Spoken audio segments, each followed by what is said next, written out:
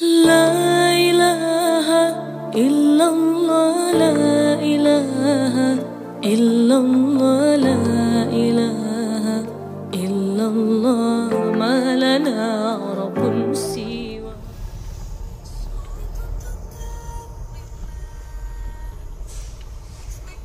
Assalamualaikum warahmatullahi wabarakatuh. Alhamdulillahilladzi hadana lihada wa ma kunna linahtadiya laula an hadanallah. Asyhadu an la ilaha illallah wa asyhadu anna sayyidana Muhammadan abduhu wa rasuluh. Allahumma shalli ala sayyidina Muhammad wa ala ali sayyidina Muhammad.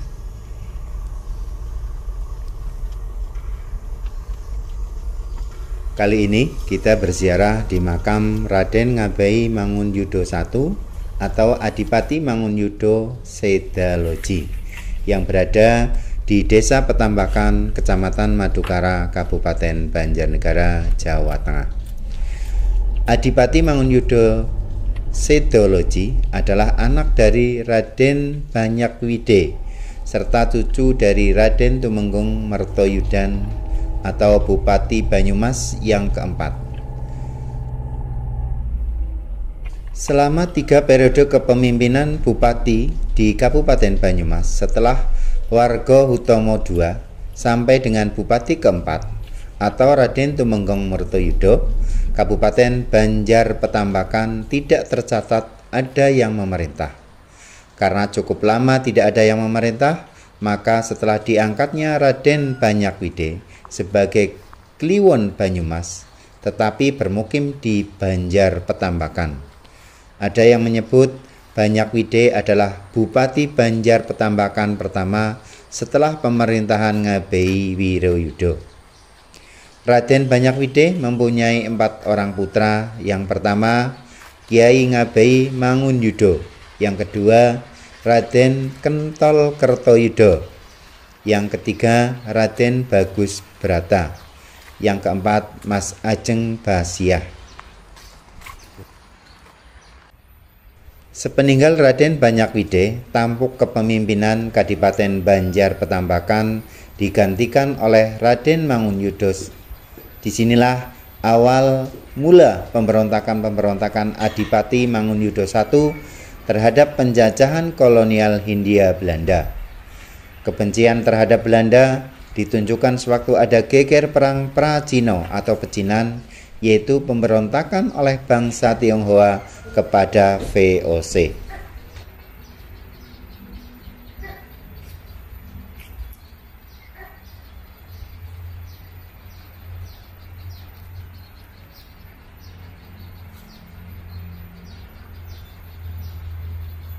Beliau gugur melawan kompeni Belanda di loji VOC di Kartosuro ketika terjadi pemberontakan golongan Cina atau terkenal dengan geger perang Pra-Cino. Ketika terjadi geger pecinan di Kartosuro itu, Mataram Kartosuro dipimpin oleh Pakubuwono II. Sementara Kadipaten Banjar Petambakan waktu itu di bawah pimpinan Raden Ngabeyi Mangunyuda yang bergelar Adipati Mangunyuda I. Kala itu Raden Ngabeyi Mangunyuda mendapatkan perintah dari Pakubuwono II untuk membantu menghancurkan loji atau benteng VOC di Kartosuro, tapi dengan satu syarat, agar ia tidak membunuh pasangan suami istri orang Belanda yang berada di loji paling atas.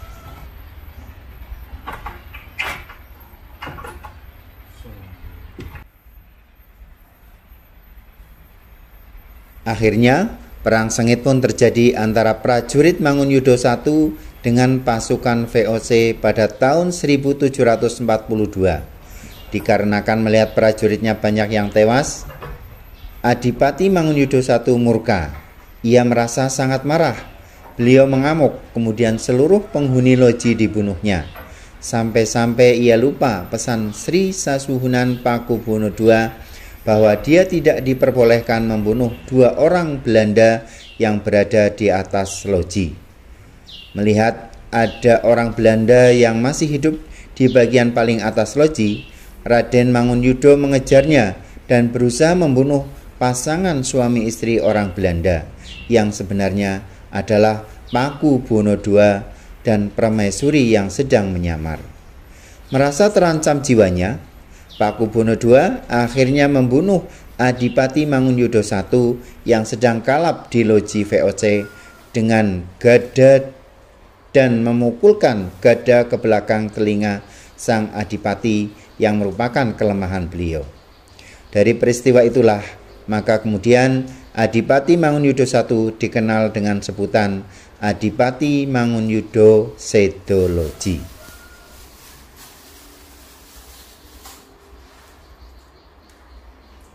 Sepeninggal Adipati Mangunyudo I, kepemimpinan Kadipaten Banjar Petambakan digantikan oleh putranya yang bergelar Hadipati Mangunyudo II.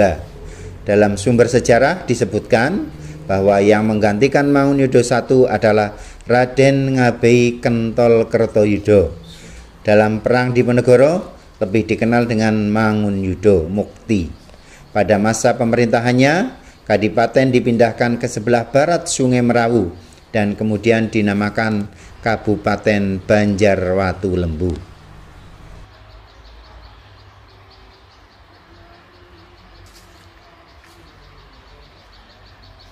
Nama Mangunyudo dan Kadipaten Banjarwatulembu berakhir setelah usai Perang Diponegoro tahun 1830 pada masa kepemimpinan Adipati Mangunyudo IV. Sikap Kadipaten Banjarwatulembu yang sangat anti terhadap kolonialisme Belanda, bahkan turut memperkuat pasukan Diponegoro dalam perang melawan Belanda, mengakibatkan Kadipaten Banjarwatulembu dihapus oleh VOC Hindia Belanda. Dan pada saat itu, status Kadipaten Banjarwatulembu diturunkan menjadi distrik dengan dua penguasa, yaitu Raden Ngabei Mangunbroto dan Raden Ngabei Ranudirjo. Demikian sekilas tentang sejarah Raden Ngabei Mangunyudo I atau Hadipati Mangunyudo Sedoloji. Dan apabila ada informasi yang lebih luas terkait dengan sejarah tersebut, silahkan tuliskan di kolom komentar. Kurang lebihnya mohon maaf. Wallahul muwaffiq ila aqwamit thoriq. Assalamualaikum warahmatullahi wabarakatuh.